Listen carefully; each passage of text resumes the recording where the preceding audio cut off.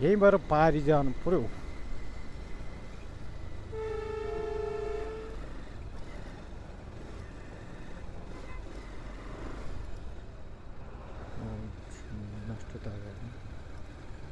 बिस्तारै जाने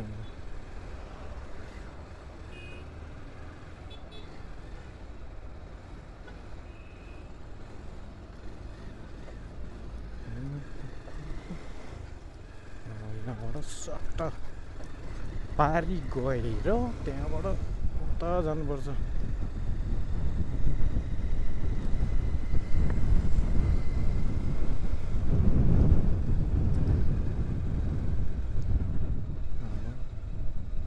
यो माउन्टै गतिलो होइन क्या, त्यो चिल माउन्ट कि के माउन्ट भन्थ्यो त्यो एउटा ब्रोले युट्युबमा, त्यही खालको माउन्ट लिएर बाटोको तल।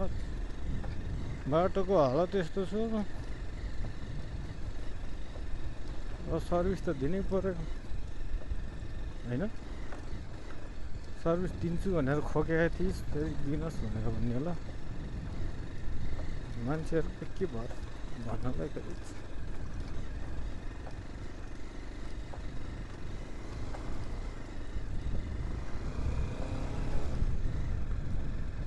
चेन पनि गरम गरम फुक्नु पर्छ।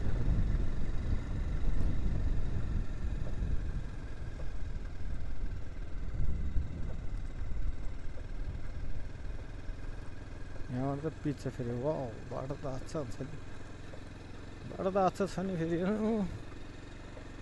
साला बाटो त यहाँ त राम्रो बना, अलिकति चाहिँ ढिलो लन्डन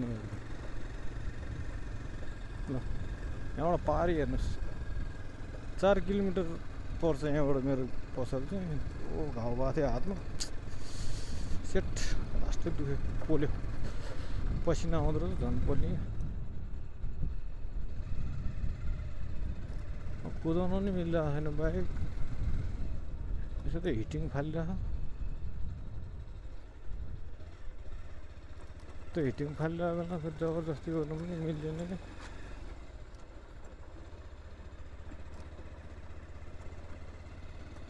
बगैँचा भन्छ यसलाई साथीहरू, हेर्नुहोस् सिजनै बनाउँदाखेरि सबै चिज मजाले यहाँ पनि घरहरू बनाइरहेको छ। अस्ति त केही पनि थिएन हौ, घरहरू बनाएर बगैँचामा। आँप खान चाहिँ आँप चोर आउनु पर्यो यहाँ सिजनमा, बगैँचामा पुरै आँपै आँप रोपेर रहेछ।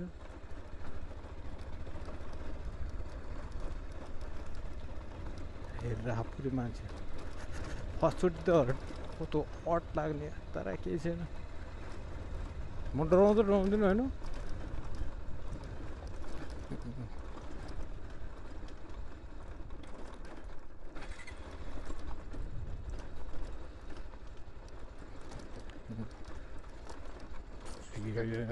यस्तो बाटो डाक दिएर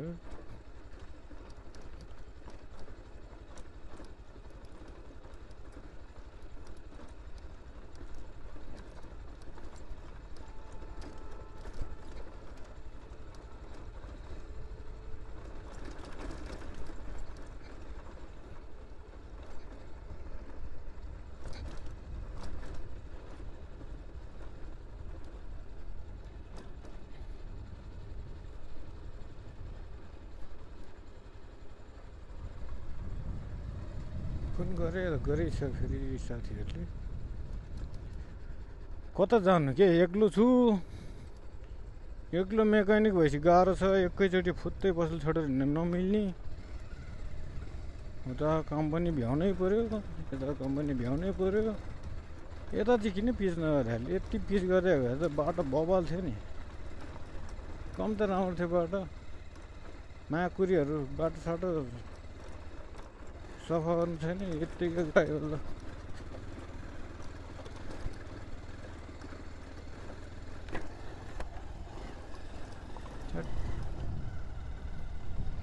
ओ सोल्टीहरू कता हो,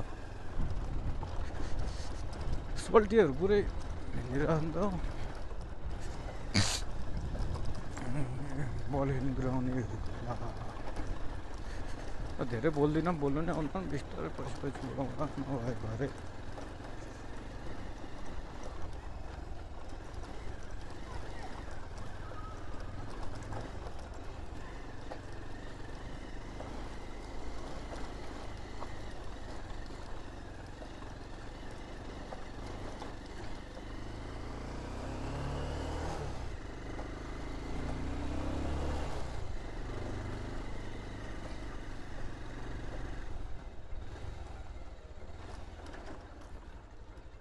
त्यही भाइले फोन गरेर होला, कहीँ गयो नि र। मुखै सुक्यो, मेरो मुख सुक्यो गाइस। हेलो, मैं पारी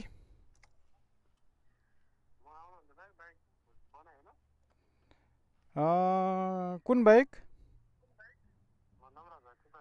ए बनिसक्यो भाउ।